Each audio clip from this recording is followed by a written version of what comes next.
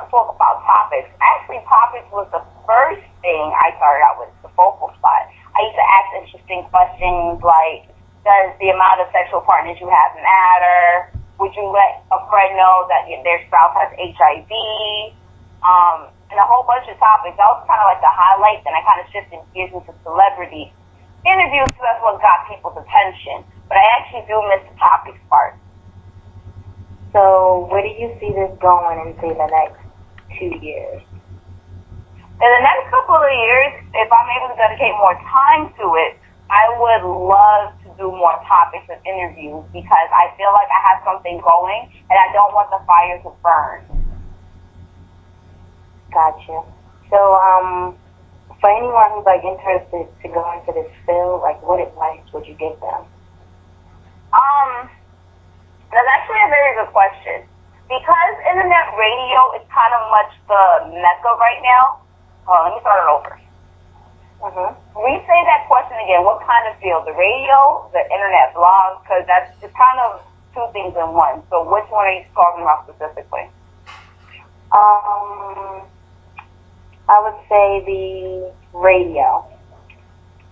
Okay. Or if you can give me a mix of both, whatever you're comfortable with. Okay, so internet radio, if you want to start on it, you can do it now. Everybody and their mama has something on the internet. So if you want to talk about anything, you don't need traditional radio to help boost you. But if you're going to go the internet route, you definitely need to create a strong internet presence through social media. You've got to be your own promoter, your own marketer, because it is based from you, and right off the bat, it can be kind of costly. Like, for example, there's this lady named Miss Drama. She became really big based off of her blog, so it's definitely potential, but you got to find a niche, and you got to be able to promote. You got to be your own promoter. Now, if you want to go to the traditional radio is not the same like it used to be a long time ago. Traditional radio doesn't really want an up-and-coming video personalities or video DJs, video jockeys. So it's one of those things, to go into traditional radio, you gotta know somebody, or you gotta use that opportunity through the internship, then leverage that skill into your own. But you're not gonna go up, like I'm just reading right now, that Angie Martinez from Hot 97 resigned. Now that lady has been in the industry for at least 20 years. Because, can you hear me? You said that lady, and then it kind of faded. Okay, so Angie, case in point, with traditional radio, it's hard to get new people on. For example, with Angie Martinez, she's a popular video jockey from Hot 97. She's been around since I was a kid. I just found out that she resigned, which I feel sorry for the next person that has to fill in her shoes because that's a big hole, like a sinkhole to fill in. And how she got in, that's when radio was so up and coming. Now, because the music changed, things are changing. And also with traditional radio, it's kind of hard to make it big because of syndicated radio. Before he went out, Michael Basin had it, Steve Harvey had it, what's that dude name? Ricky Smiley, Tom Joyner. They're kind of taking over the radio scene. So for people that are still interested in radio, I will still get the experience through the internship, but as far as longevity, I wouldn't recommend it. But definitely if you're interested in radio, don't only focus on being on air. Learn how to be a production manager, promotions manager. Learn other aspects of radio so you can leverage that skill. But because the next big on-air radio personality, people ain't really hearing for that anymore. They just want to listen to music and turn it off.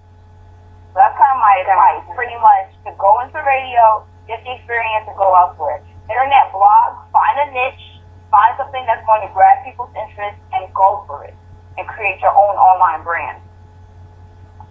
Okay, and I have one more question for you. I'm interested a lot in people who are following their passion, and I'm a promoter of creative expression. And just out of curiosity, I heard you say, you got to promote. That sparked my mind, and I thought, what are like 3 words you would tell a person who's like struggling to come out of their shell to embrace their creative expression? what are like 3 words you would tell them? Like, for instance, like one of my things is individuality. Like, what are 3 words you would say to someone? Journey to stability, which that means is you're going to struggle. Like, well, my other saying that I've been saying a lot is the struggle is real.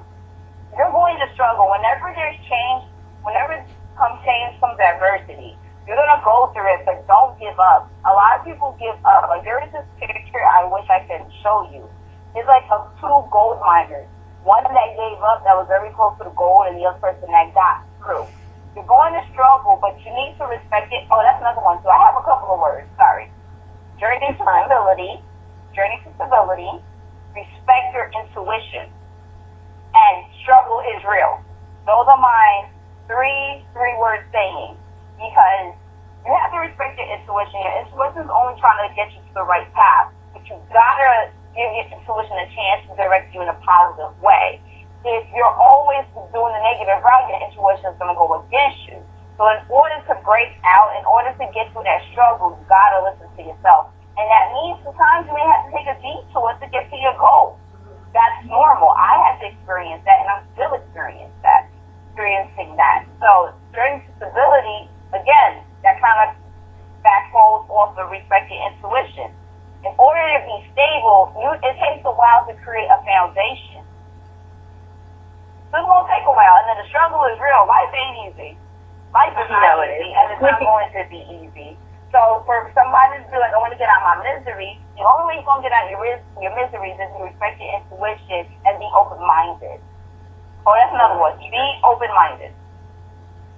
That's true. I agree with you with that. Those are words of wisdom. I had another question that just popped out. Okay, here it is.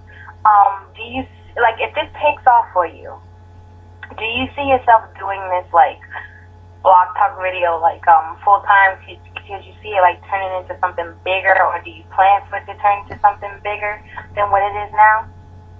I definitely do. And then on top of that, not only I want to make Blog Talk Radio, the vocal box big, I would like to also be the voice over accent. Hence, earlier in the conversation, I was playing with the Haitian accent because that's something I would like to do. In the entertainment industry, you cannot pigeonhole your whole in one thing. Right. So you gotta be open-minded. So for a while, I was asking myself, man, how else can I love radio, but I want to do something else. So radio is something I still would like to branch off of because I still like interviewing celebrities. I still love doing that. I still like asking people thought-provoking questions. But at the same time, I still need to make money. That's another thing. Blog Talk Radio, it's going to be a while for you to make money, but you got to learn how to get up some advertisers and things like that. So to answer your question, yes, I do would like to make it something big on the independent level. That's a good thing. That's a good thing.